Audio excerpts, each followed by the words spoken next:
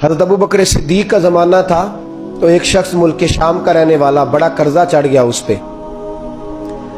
تو وہ حضرت ابو بکر صدیق کے پاس آیا، کہنے لگا آپ امیر بھی ہیں اور امیر بھی ہیں، دونوں باتیں، ایک امیر یہ ہے کہ مسلمانوں کے سربراہ ہیں، اور دوسرا اللہ نے آپ کو مال و دولت بھی عطا فرمایا ہے، تو میرے اوپر وہ قرضہ چڑھ گیا ہے تو مہربانی فرمائے۔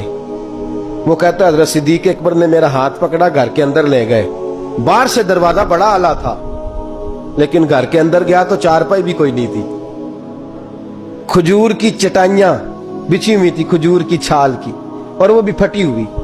فرماتے سیدنا صدیق اکبر نے بٹھا لیا مجھے اور مجھے کہنے لگے یار تجھے ایک عجیب بات نہ بتاؤں؟ کہ بتائیے۔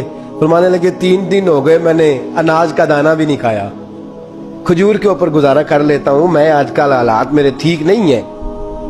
لگا جی پھر میں کیا کروں؟ تو آپ فرمانے لگے تو عثمان غنی کے پاس جا۔ کس کے پاس؟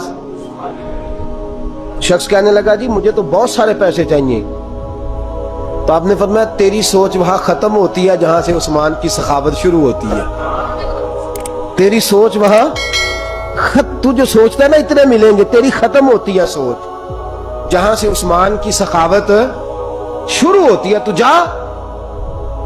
کہنے لگا جی آپ کا نام لوں؟ فرمایا ضرورت ہی نہیں پڑے گی۔ جی میں ذکر کروں گا کہ مجھے امیر المومنین نے بھیجا۔ فرمایا ضرورت ہے، صرف اتنا تو جا کے بتانا کہ میں مقروض ہوں اور رسول اللہ کا نوکر ہوں صلی اللہ علیہ، اتنا بتانا کہ مسلمان ہوں، مصطفیٰ کا غلام، بس، اور کسی اضافے کی ضرورت۔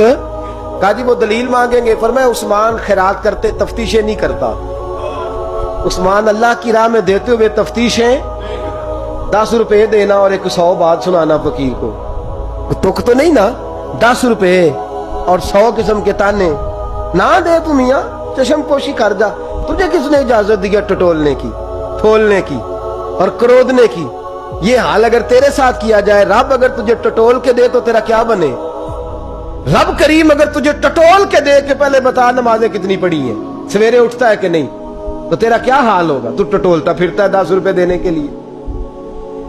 حضرت عثمان غنی کی عادت نہیں، وہ شخص کہتا ہے میں چلا گیا، پوچھتا پچھاتا دروازے پہ پہنچا، دروازے پہ دستک دی تو حضرت عثمان غنی کے اندر سے بولنے کی آواز ہے، اپنے بچوں کو ڈانٹ رہے ہیں، کہتے ہیں یار تم لوگ شہد کے اندر، دودھ کے اندر شہد ملا کے پیتے ہو، خرچہ تھوڑا کم کرو، اتنا خرچہ تم نے بڑھا دیا ہے، تم دودھ کے اندر دودھ بھی میٹھا شہد بھی میٹھا، ایک چیز کھا لو، کو بیمار ہو 2 چیزیں استعمال کرتے ہو۔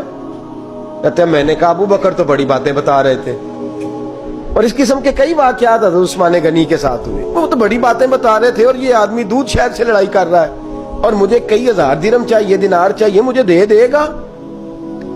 فرماتے ہیں اب وہ ڈانٹ کے باہر آئے، میں دروازے پہ تھا، آتے ہی کہنے لگے میں آیا نا تو جب میں نے السلام علیکم کہا تو وہ سمجھ گئے میں مسلمان ہوں۔ کہتے ہیں وعلیکم کہا تو پہلا جملہ انہوں نے جو بولا وہ ان کے بڑے پن کا مظاہرہ تھا۔ کہنے لگے بچوں کو ایک بات سمجھانی تھی، آنے میں مجھے 1.5-2 منٹ لگ گئے، تو دروازے پہ کھڑا رہا، مجھے معاف کر دینا۔ بڑے لوگوں کی بڑی باتیں، بڑے لوگوں کی بڑی باتیں، اتنا بڑا قد ہے اتنا بڑا اخلاق ہے۔ کہنے لگے تجھے ایک بات بچوں سے کرنے لگ گیا تھا، تجھے انتظار کرنا پڑا، ذرا درگزر کرنا۔ کہتے ہیں پھر انہوں نے دروازہ کھولا، جو اس وقت ان کا ماحول تھا حویلی کا، ڈرائنگ روم کا، جو بھی، مجھے بٹھایا۔ کہتے ہیں میرے لیے جو پہلی چیز آئی وہ دودھ کے اندر شہد ڈال کے وہ لائے۔ کہتے ہیں میرے دل میں خیال آیا گھر میں جھگڑا کر رہے تھے، مجھے پلایا، اس کے بعد کھجوروں کا حلوہ آ گیا۔ کہتے ہیں میں نے کہا بچوں کو کہہ رہے تھے ایک میٹھی چیز استعمال کرو، میرے لیے 3 آ گئی ہیں، 3 آ گئی، عجیب شخص ہے۔ کہتے ہیں میں لیکن ابھی میرا تصور جمع نہیں، میں نے کہا اتنا تگڑا نہیں جتنا حضرت ابو بکر نے بتایا ہے۔ کہتے ہیں کھلا پلا کے نا پھر پوچھنے لگے کیسے آئے ہو، کیسے آئے ہو؟ تو کہتے ہیں میں نے کہا کہ جناب میں مجبور ہوں، آج بہت سارے لوگ ہیں نا جن کے پاس کسی کی بات سننے کا ٹائم ہی نہیں، کہتے ہیں موٹی موٹی بات کریں، آخری۔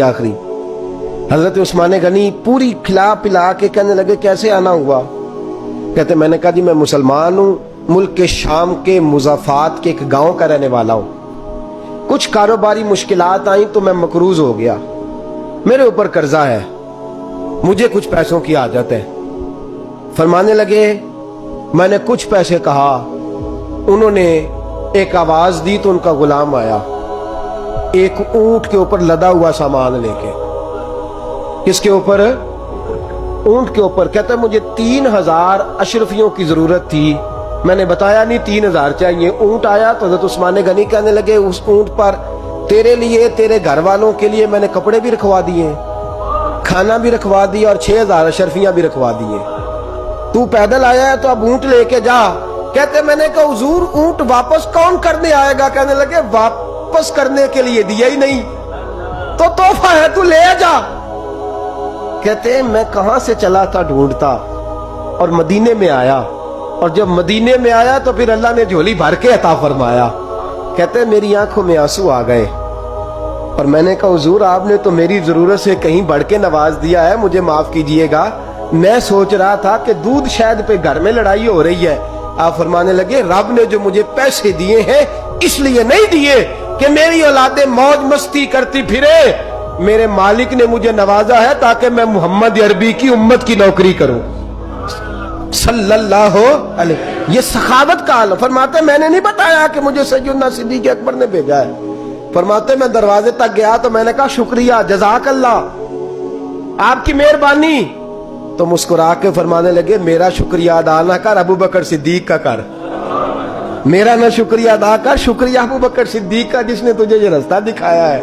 فرماتے میں نے کہا حضور آپ فرمایا جاؤ جاؤ جاؤ تمہارا کام ہو گیا نا، تفصیلات میں نہ جاؤ۔ یہ شان سخاوت سیدنا عثمان غنی رضی اللہ تعالیٰ عنہ کی، اور میں بیان کر چکا۔